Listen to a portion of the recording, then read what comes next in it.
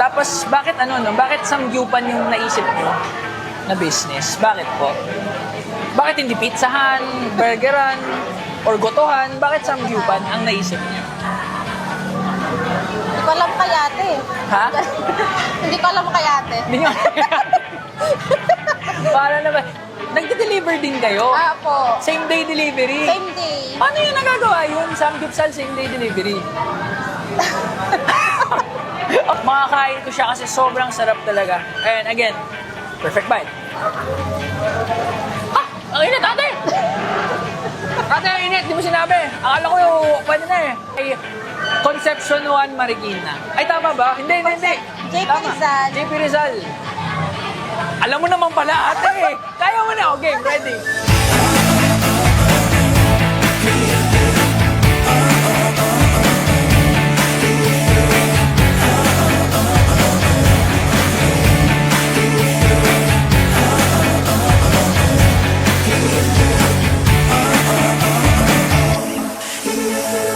Mga ka-food trip, kung sinabi ko sa inyong posibleng mang-add ni Samgyupsal sa halagang 199 pesos, maniniwala ba kayo? Ako rin noong una, hindi eh.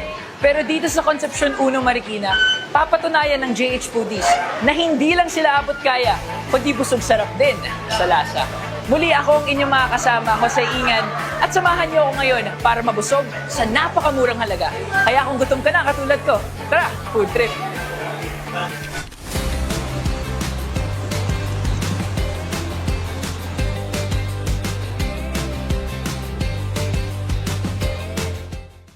At kita niyo naman sobrang jam-pack ng JH Foodies ngayon. Pati na rin ang aming table. Napakaraming putahe, napakaraming meet time. All excited to try. Pero bago ang lahat, introduce muna natin ang one of the owners of JH Foodies, si Madam Christine. Ayan, Madam Christine. Kamusta po kayo, Madam Christine? Okay lang po. Okay lang, sobrang busy, no? Pasensya na at ngayon kami pumunta, Opo, pero okay grabe.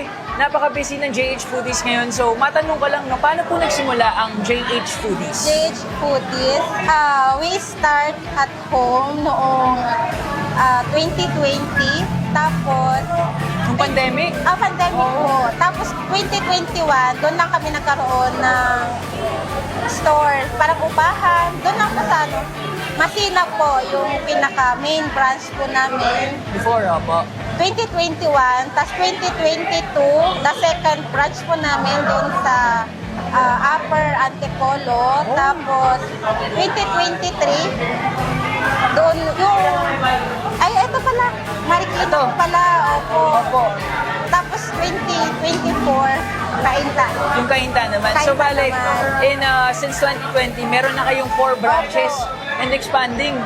And even after 4 branches, 199 pa rin yung unli samgyupsal nyo. So, paano nyo nagagawa na ganun kayo ka-affordable kaya sobrang daming tao ngayon? Paano nyo nagagawa yun?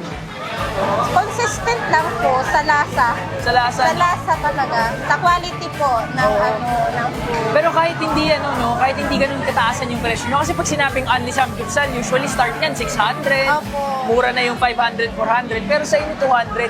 Pero kitang-kita naman sa sobrang dami ng tao, hindi kayo nagsasuffer sa quality, hindi kina-compromise yung quality. No? Napakagaling na achievement yun para sa JH Foodies. So next, hindi lang naman 200 ang pricing nyo. May mga different tiers din kayo. Nakikita ko dyan ngayon. Pwede ba explain kada tier kung ano ang 300, ano ang 379, ano naman ang 449? Oo.